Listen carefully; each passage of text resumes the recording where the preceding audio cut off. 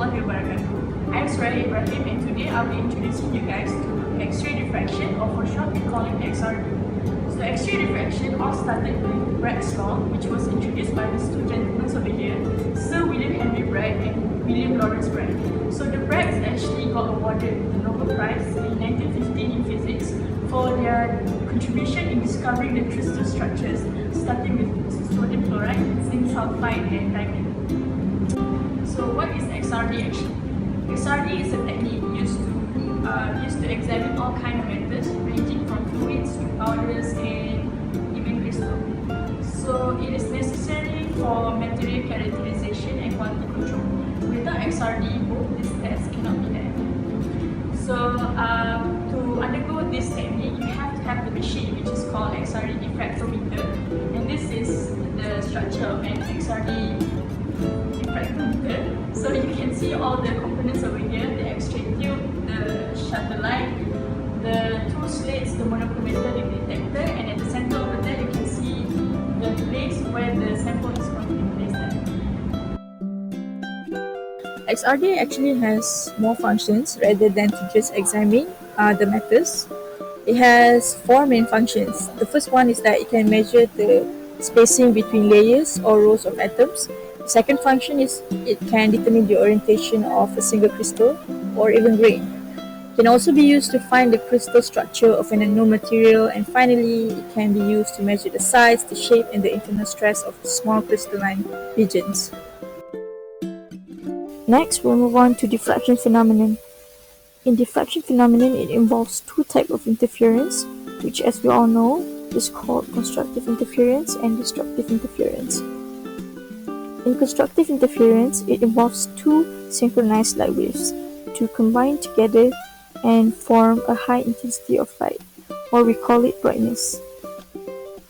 Destructive interference, on the other hand, is the opposite of constructive interference. In destructive interference, it involves two out-of-phase light waves to interfere together to cancel each other out and form darkness. Here is the simplified diagram of example of how this two interference works. The first diagram shows the constructive interference. As you can see, there are blue dashes line that represent the first light wave and the red dots line that represents the second light wave.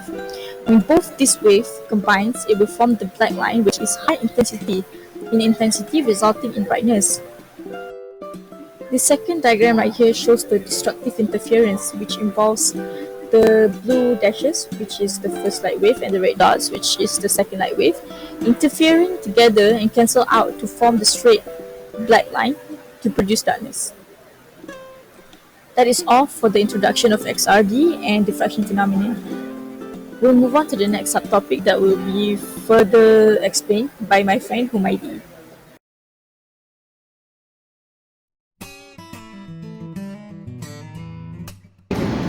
X-ray properties is defined as visible, highly penetrating electromagnetic radiation of much shorter wavelength, which means is higher frequency than visible light. For example, the wavelength of the X-ray is 10 to the power negative 8 meter to 10 to the power negative 11 meter, while the frequency, the corresponding frequency range is about from 3 times 10 to the power negative 16 Hertz to about 3 times 10 to the power negative 19 Hertz. That's all. How atoms emit light. First and foremost, a collision with a moving particle excites the atom, and this causes an electron to jump to a higher energy level. Next, the electron falls back to its original energy level, releasing the extra energy in the form of a light photon. Production of X-rays. Visible light photons and X-ray photons are both produced by the movement of electrons in atoms. Electrons occupy different energy levels or orbitals around an atom's nucleus. When an electron drops to a lower orbital, it needs to release some energy. It releases the extra energy in the form of a photon. The energy level of the photon depends on how far the electron drops between orbitals. X-ray can be produced in a highly evacuated glass bulb called an X-ray tube that contains essentially two electrodes, an anode made of platinum, tungsten, or another heavy metal of high melting point, and a cathode. When a high voltage is applied between the electrodes, streams of electrons from cathode rays are accelerated from the cathode to the anode and produce X-rays as they strike the anode.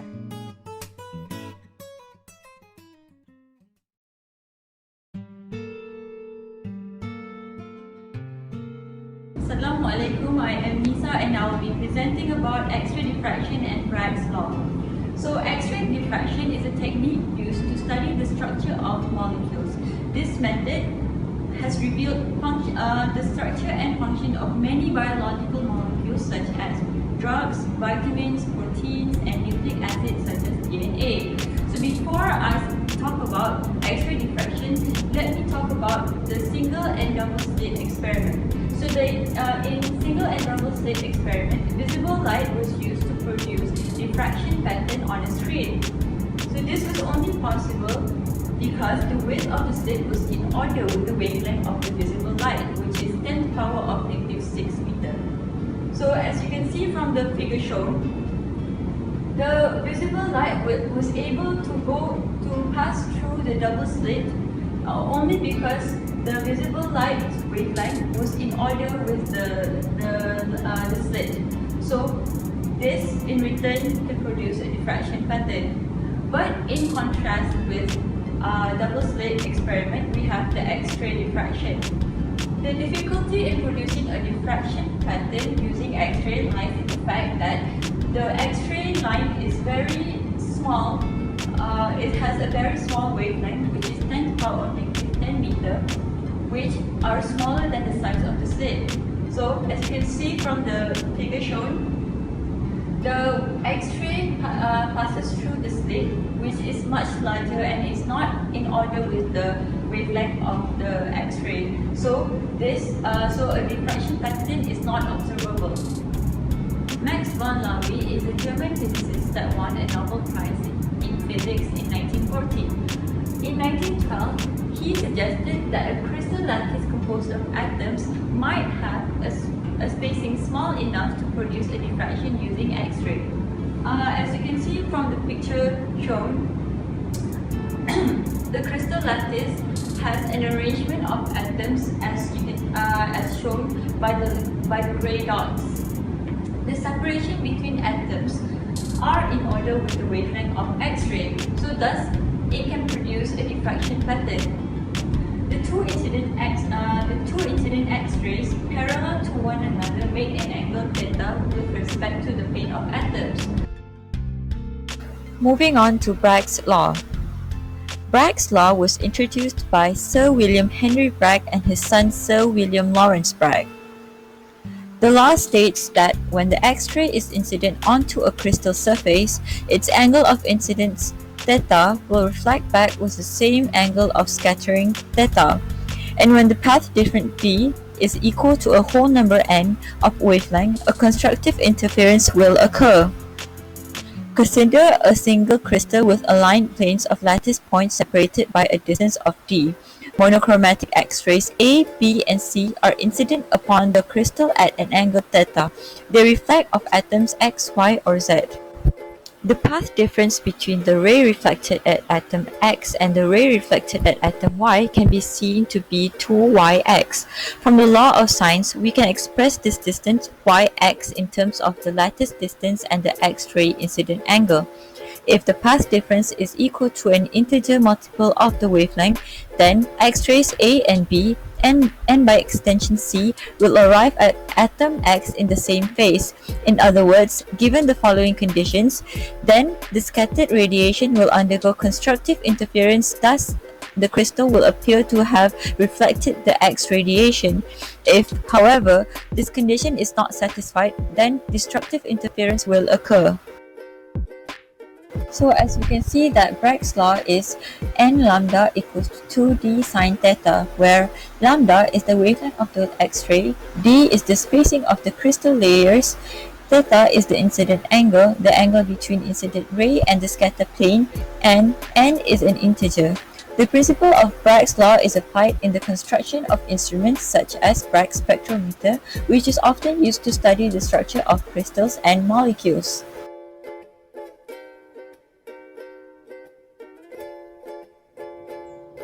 Okay, so next I will talk about the calculation of D spacing.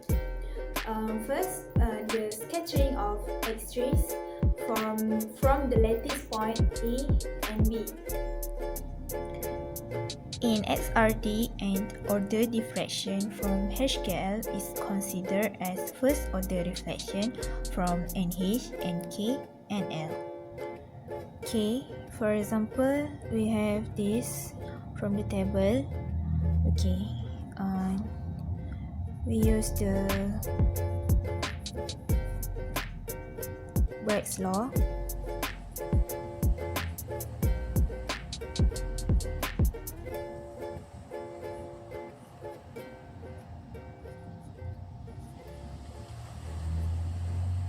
We arrange the equation so that it will become n lambda is equal to 2d n sine theta.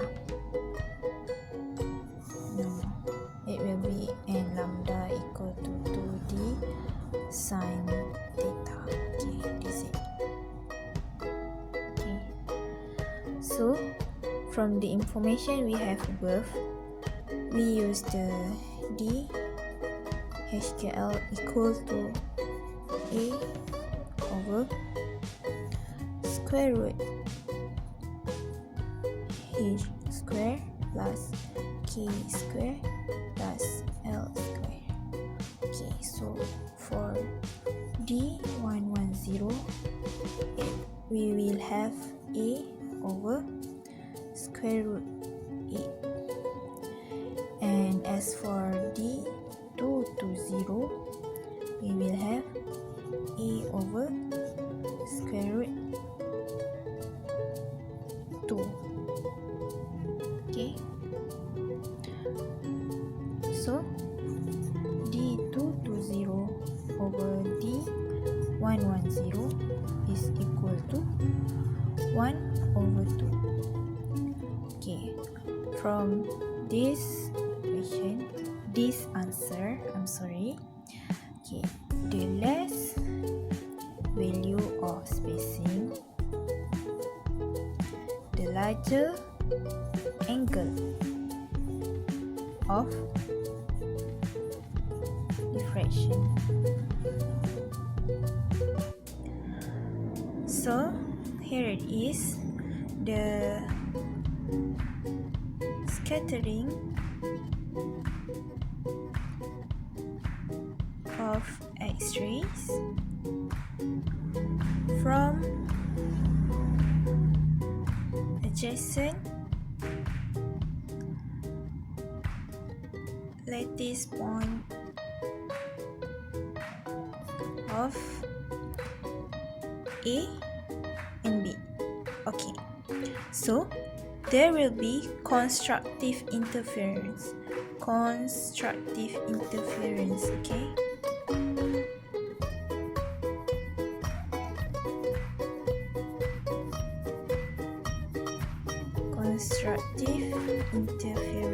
is like this.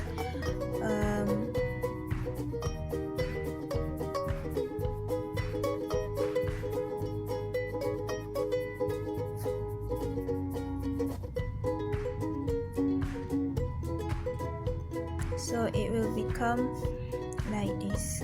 The amplitude is higher.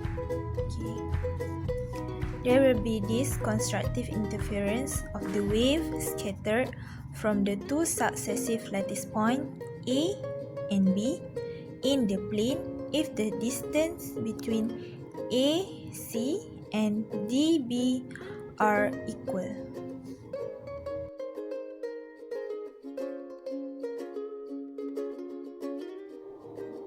Okay, so next, the cubic crystal structure determination. First, for labeling the reflection planes, to label the reflection, Miller indices of the plane can be used. A beam corresponding to a value of n is larger than 1 could be identified by a statement such as the nth order reflection from the HKL plane. Okay, the reflection will be NH, NK, and NL reflection. Okay, let us see an example. Okay, for example,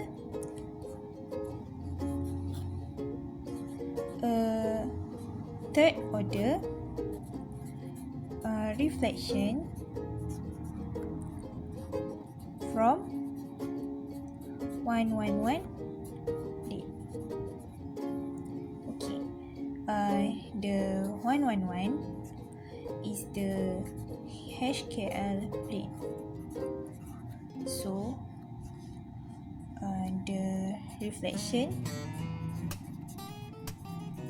will be NH, NK, and NL reflection. So where's the n? Okay, here's the n. Because n is the integer and also the order of reflection. Okay, so 3 times 1, 3 times 1, 3 times 1. So it will be 3, 3, 3 reflection.